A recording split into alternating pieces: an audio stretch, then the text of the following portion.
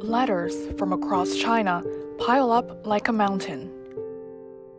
More than 10,000 of them collected in just a few years in the 1990s. They are petitions from victims of war, people taken to Japan as forced laborers, families torn apart by indiscriminate bombings, and girls as young as 16 raped by Japanese soldiers.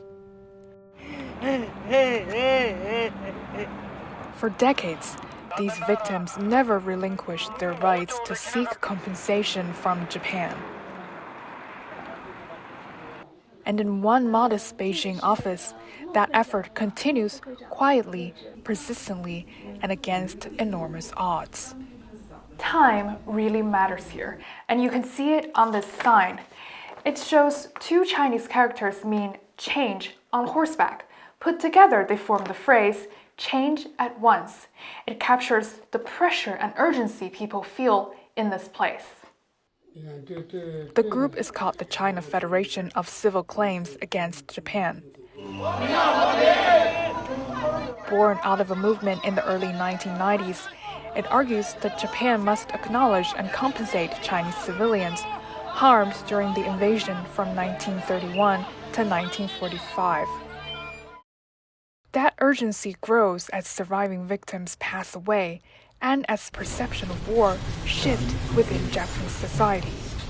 新しい首相になった日本の高市早苗さんがですね。 Prime Minister Sanai Takaichi recently made remarks suggesting that a Taiwan contingency should be treated as an existential crisis for Japan, and that the self-defense forces may even need to take military action against China.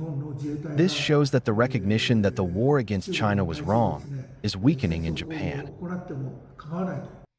Over the decades, Chinese victims filed more than 20 lawsuits in Japan, supported by the Federation and by Japanese lawyers like Keiichiro. But every major case was rejected. Japanese courts often citing doctrines such as state immunity or waiver of individual claims. 政府的战争赔偿和民间的受害赔偿 State-to-state war reparations and individual victim compensation are two different things. Although the Chinese government renounced state-to-state war reparations in the 1972 joint communique between China and Japan, it did not and could not give up the right of Chinese civilian victims to seek compensation from Japan. That is why, for all these decades, we have continued to uphold this right. A handful of cases did secure limited payments from individual Japanese companies, but always framed as humanitarian aid, not legal compensation. For the Chinese side, that distinction matters. 日中共同声明というのが中国との間で In the 1972 joint communique, Japan said it had deeply reflected on the enormous damage inflicted on China during the war. But in reality, since then, the Japanese government has not followed through, whether in confronting its aggression, addressing it in textbooks, or apologizing and compensating the victims. None of this has been carried out. Both Chen and Keiichiro have worked with Chinese plaintiffs for decades. They say that while legal channels in Japan are almost entirely closed, civil and political avenues remain. 所以咱们对日索赔其实就是 At the heart of these claims is a simple point. Japan must acknowledge its wrongdoing. Without that acknowledgement, the resurgence of militarism is always a real possibility. By demanding apologies and compensation for wartime abuses, China's victims are raising questions within Japanese society and urging reflection. And today, to prevent another war, they are still taking action.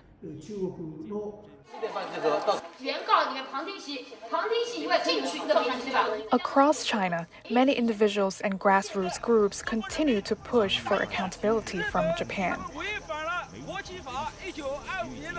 From survivors of the Chongqing bombings and the Panjiayu massacre to those documenting Unit 731's germ warfare, their efforts through lawsuits, petitions, and public advocacy all aim at the same goal: securing justice for wartime victims and ensuring the history is neither forgotten or repeated.